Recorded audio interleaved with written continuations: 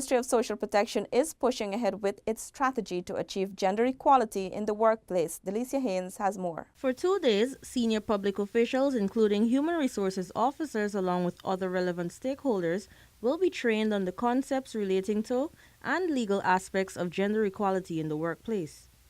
The Gender Affairs Bureau Manager, ADEL LILLY, outlined some areas of focus during the training. What we'll do today is to clarify and have a discussion on the concept of gender.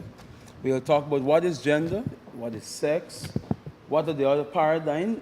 We'll discuss stereotypes in Guyana, and then we look at gender mainstreaming in the afternoon. This will be very important for planners and persons who work in senior management position in a different ministry. We'll talk about how do you mainstream gender. Practical case studies will also be provided to trainees on how gender mainstreaming in the workplace can be effected.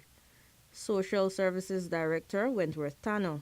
This training will assist participants to visualize the interconnected processes of environmental, social, and economic change, while clarifying the relevance of social factors and the need for social inclusion.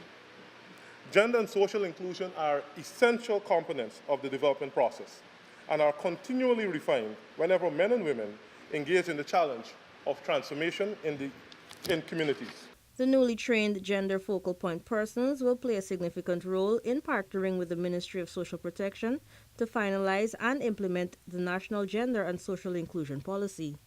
For InfoHub, Delicia Haynes.